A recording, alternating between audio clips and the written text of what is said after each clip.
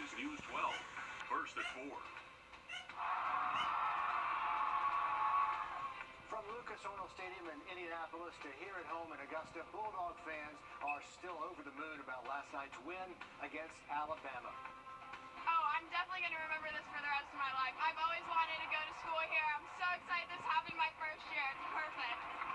The Georgia Bulldogs are national champions again for the first time since 1980. And today, Georgia fans are on the hunt for merchandise after last night's win. 33-18, the Bulldogs over Bama, and a rematch was the game everybody was watching last night. Now the mission is to find national championship gear to remember the day. And the Lions, well, they were wrapped around Academy Sports last night at midnight with Dog fans looking for those shirts and hats and more to help celebrate this historic win. Zana Halliburton live for us at Academy Sports right now. And Zana, I guess the question is there anything left? Richard, the answer to that question is yes. If you take a look behind me, still a lot of people in here at Academy Sports, but you can see on these tables there is still a lot of that championship merch. Anything from shirts, hats, decals, lanyards, you name it. Lines are no longer wrapped around outside, but since they reopened their doors this morning, there's been heavy foot traffic in and out. Good news, though, if you still want to get that merchandise, like I said, there is still a lot to go around. Academy Sports says they received the gear a couple days before game day, where they take it out, but only to put the price tags on and then seal it all right back up. They opened last night just after midnight and stayed open until just after 2 this morning. Then they picked back up later on at 9. Since then, Dogs fans have been coming through nonstop. It was a long night, but go Dogs. I was 10 years old when it happened the first time. 51 now. I love it. Go Dogs. That's awesome, and that's who we've been talking to a lot today. A lot of happy fans. Good news, Academy says they do plan to get more merchandise in different assortments. Coming up on News 12 at 6 o'clock, we're going to talk to some local businesses who say they're getting some merchandise in as well. It is such a relief to have that merchandise out of the boxes and in the hands of Dog fans this year, Zana. It's been a long time coming. Thanks for the live update there. And Riley wants to place an order, so don't come back without talking to Riley, okay? Let's give a live look now over downtown Augusta. If you're one of We'll take a look at that in just about 10 minutes. Riley, thank you. Today we're told suspects have been detained and questioned in connection to that drive-by shooting death of an 8-year-old girl, Aubrey Anthony. Grovetown's police chief confirming officers assisted U.S. Marshals and Richmond County Sheriff's deputies with a traffic stop yesterday afternoon that led to the suspects. This is what the neighborhood looked like today. Still an active police presence. Aubrey's dad spoke with us last night as they wait for answers. If you know anything, if you sitting next to that person, whether you're a male or a female, if you're sitting next to a guy that killed a child, an innocent child, you kill on that person. Words of a father last night, and yes, deputies are still looking for this reddish-orange Jeep, and they're still asking for you to be on the lookout for that anywhere around the greater Augusta area. Ahead of President Biden speaking in Atlanta today about voting Over the next several days. Tim, staying in the 50s for your Wednesday, going to be very cold in the morning. Riley, thank you. We're getting new details this afternoon as investigators work to uncover what happened in a shooting that killed an 8-year-old Augusta girl. For her family, justice is the top priority. Can y'all please find who did it? There are still more questions than answers today as family and the community cope with the loss of Aubrey Anthony. We're learning today investigators did detain 2 suspects for questioning. But they're still looking for this red Jeep, this reddish-orange Jeep, which they say was involved in the shooting. Kennedy Harris joins us now live from the Richmond County Sheriff's Office to bring us up to date on the latest efforts. Kennedy. Well, you heard Sheriff Roundtree yesterday. This investigation is a top priority for them. And they continue the investigation today, but they still do need your help to solve it. We learned early this morning that Grovetown Public Safety, Richmond County Marshals, and the Richmond County Sheriff's Office conducted a traffic stop that led to 2 suspects being detained for questioning. They believe the suspects are related to the shooting, but no arrests have been made. The suspects were not driving the reddish-orange Jeep that we just showed you and we told you about yesterday. This is the vehicle investigators still want you to keep your eye out for. They think it's the one that fired 10 shots at the apartment complex. One of those shots killing Aubrey Anthony. Anthony. Investigators were out in the apartment complex earlier today, canvassing for witnesses, and we spoke with the father of Aubrey Anthony just last night. He's pleading for the suspects and anyone who knows anything to come forward. Was just sitting out in the yard, and they seen guys, and they say, hey, let's shoot over there. So whoever did it, you shot at the wrong place, and you killed a beautiful little girl. So please, you cannot live right now, because I can't. And we're hearing from city leaders. They're speaking out on this case now. I'll have that story for tonight on News 12 at 6 o'clock. Kennedy, thank you so much for that live update. Just so heartbreaking. We're back in a bit. How fast can you? Do yourself a favor and listen to me. Call 844, get MIKE. Told you to do yourself a favor, and I hope that you learn. Been in the wreck, call a Mike Hostel Law Firm.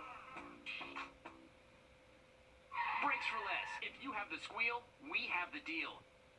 Not just 2 wheels, all 4 wheels for $179. We are the brake experts in town. It's simple. All we do are brakes, and we get you in and out fast. Plus, everyone wins on Wednesday, where every brake job is 10% off. Don't forget, you get us your keys by 4:30. Your brakes are done today. Brakes for less. Set up an appointment online, give us a call, or just walk in. At CSRA Camperland, we've had customers ask if we're open for business during the COVID-19 pandemic. Rest assured, we're open to staff, following social distancing and CDC guidelines and disinfecting daily, all to protect the health of our customers and our staff. CSRA Camperland's been serving the CSRA for 52 years, and we know we're all in this together. So no matter what the need, feel comfortable knowing we've got your back. Stay healthy, and thank you for your support over the last 5 decades. At CSRA Camperland, we sell fun. Good evening. It's about to get cold in the river region. Temperatures set to drop into the 20s overnight. Your forecast with First Alert meteorologist Riley Hale is straight ahead. But first up, the search still on for suspects after an Augusta 8-year-old is killed by gunfire in her own front yard. Tonight we can confirm people have been detained and questioned in connection to the death of 8-year-old Aubrey Anthony, but no arrest in that case yet. Richmond County deputies say they are still on the hunt for this Jeep Trailhawk. This unique color car. Somebody knows something. News 12's Kennedy Harris joins us live now from outside the sheriff's office with how leaders are responding. Finding out who killed 8-year-old Aubrey Anthony is Richmond County investigators' top priority. And you can be the one to help. City leaders and her father are pleading for your information. If you're sitting next to a guy that killed a child, an innocent child, you tell on that person. It's been 4 days since Arthur Anthony lost his little girl. So whoever did it, you shot at the wrong place and you killed a beautiful little girl. The suspect shot 10 bullets, one of them killing 8-year-old Aubrey Anthony as she played outside. In the days since, investigators have made the case a priority. Grovetown public safety officers detained 2 suspects for questioning Monday afternoon, but made no arrest.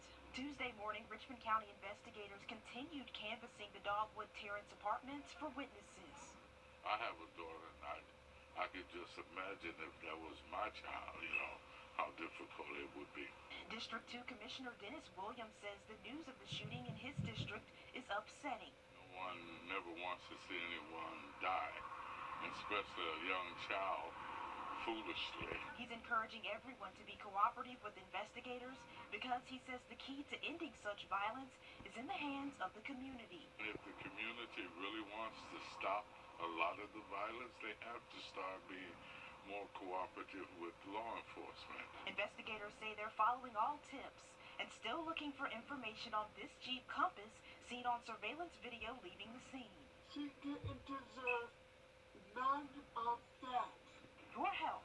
It's a father's plea for his little girl. The only thing she wants to do is live.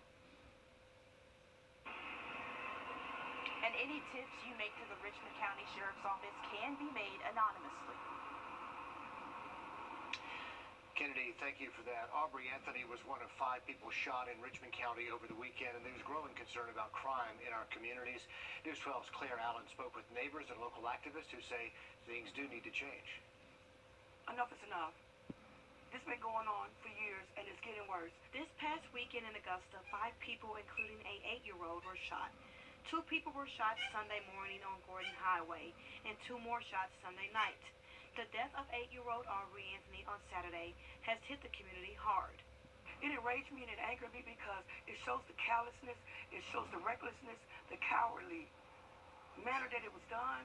It shows this person had no regards. 99.9% of the case is unnecessary. Activists like Russell Nurse say something needs to be done to decrease gun violence. The best way to go about dealing with gun violence is, again, starting at home. Nurse also thinks a positive police presence in the neighborhood helps people not to live in fear. If we have the police presence there, not as I'm looking for somebody to do wrong, but there as teachers, mentors to a lot of the young kids. This has to stop. We have to let them know that we're not going to take this. The community, Augusta, we're not going to take this. Our town is being taken over. So it's time we stand up and take our town back and let them know we're not going to tolerate this. Claire Allen, on your side. And again, Richmond County deputies are encouraging you to call them if you have any information about any of these recent shootings. We're going to put the number on your screen there, 706-821-1080. And as Kennedy mentioned in her report, you can remain anonymous. A live look outside now over Grove. Space, valid ID and mask are both required. What a day to be a dog. The Georgia Bulldogs are finally college football national champions after, a 41-year drought. And the excitement is not slowing down. News 12's Zana Halliburton is live now from Academy Sports in Evans, where national championship merchandise is officially on sale. Zana, you say you've seen crowds there all day long, so please tell me something is left. Meredith, I have good news for you. A lot of merchandise is left. You can see right behind me, though, a lot of people are still coming in, probably getting off work. So if you do want to get that gear, you need to hurry up and make it out here. But you can find anything from T-shirts, hats, decals, cups, you name it, it's probably here. Since early this morning, people have been in and out shopping here at Academy Sports for that championship gear. Hundreds of people have walked through the doors at Academy Sports since midnight, all coming to buy championship merch while already wearing Georgia gear. It was a long night, but go dogs. I was 10 years old when it happened the first time. 51 now. I love it. Go dogs. Terry Holder says he's been around sports all his life, and last night's game certainly kept him up. He didn't sleep a whole lot, had to get up early and come to town, and so we had to come by and get us some gear where we could have something to remember the game by.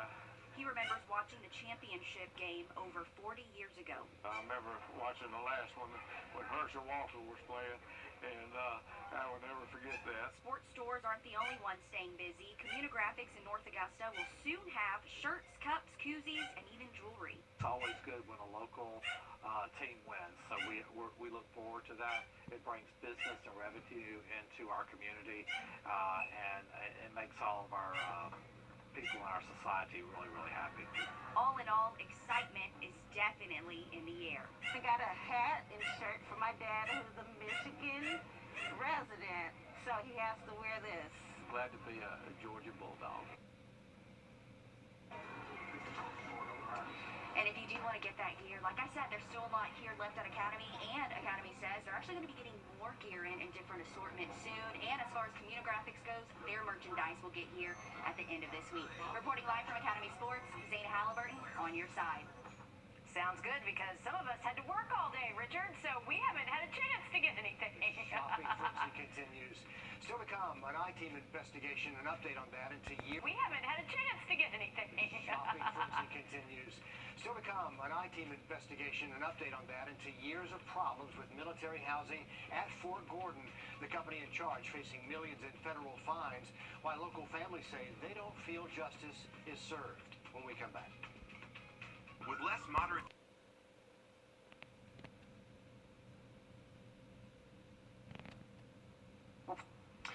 Tonight, our I-team is investigating deeper into a criminal case involving the private company in charge of military housing at Fort Gordon. Last month, Balfour Beatty filed paperwork in federal court pleading guilty to defrauding the U.S. military.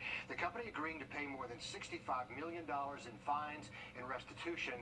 The I-team's Meredith Anderson has exposed problems with Balfour Beatty for more than a decade now. And Meredith, do military families feel like they're getting justice now? The ones I talk to, not really, because they say they won't see a dime, even though they're the ones who ultimately paid the price. It all started in 2011, when 6-month-old Evelyn Shelton stopped breathing. Years later, Tavoris Hall rushed to the ER. Shortness of breath scared me to death out of my sleep. Adults also sick of being, well, sick.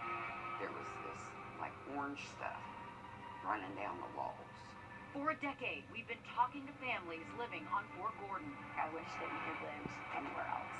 In this plea agreement, Balfour Beatty admits some of its actions were criminal. Instead of promptly repairing housing for U.S. service members as required, BBC lied about repairs to pocket millions of dollars in performance bonuses. You know, from my seat as the Fort Gordon Garrison Commander, the challenge is that happened before either myself or any of my housing leadership team were here at Fort Gordon. So it's kind of a rearward-looking settlement issue. The guilty plea and settlement specifically referenced 2013 to 2019. Colonel Shaw Pick arrived at Fort Gordon in July of 2020. BBC declined an interview and forwarded us a news release acknowledging the fines and restitution. Was it enough? They got off incredibly easy with a slap on the wrist. Sarah Lynn Klein is the co-founder and community outreach director of the Armed Forces Housing Advocates, a nonprofit helping military families affected by housing issues. It's not just about mold. It's about radon, pesticides, ADA accommodations and issues, window falls. Asbestos is a new one that we've really gotten a lot of complaints about. Balfour Beatty isn't just Fort Gordon's landlord. It also handles housing on more than 50 other military installations. In 2019, a former Balfour Beatty employee who asked to remain anonymous warned the I-team problems at Fort Gordon were not getting resolved. The maintenance really doesn't do their part. The contractors definitely do not do their part. So if you have a circle full of people that are not doing their part and not held accountable, this is what you get. So there's really no oversight. No. On top of that, 75% of the 1,072 homes on post are considered legacy, which is a nice way to call them old, and in some cases, not up to current housing codes. You can only maintain something that old for so long at an acceptable level before it just starts, the maintenance costs just start to eat you alive. Which is starting to happen on Fort Gordon. Colonel Pick says anywhere from 100 to 150 homes sit empty now for that very reason. Meanwhile, crews could break ground soon on a brand new neighborhood, the one that was supposed to be built this summer, before COVID and astronomical building supply prices took his 76 planned homes down to 30. Still, 76 homes is a drop in the Fort Gordon housing bucket. Which brings us back to cost. Over my decade of reporting, countless families have told me they're too scared to go on the record. Some would only provide photos or statements or hide their faces and voices. Multiple families canceled interviews for this very story out of fear of retaliation. I've been personally impacted with reprisal in my work on this issue. I've helped families through IG complaints when they have had reprisal from their commands. And even when you do have a great commander and you do come forward and they're helpful, you don't know who your next commander will be, and you don't know how that will impact your career years down the line. I asked Colonel Pick about this, and he was very clear. If you have a problem with housing, speak up. If you suffer any consequences, let him know. If there's a fear of that, or if there's proof of that, bring it to you. Yep.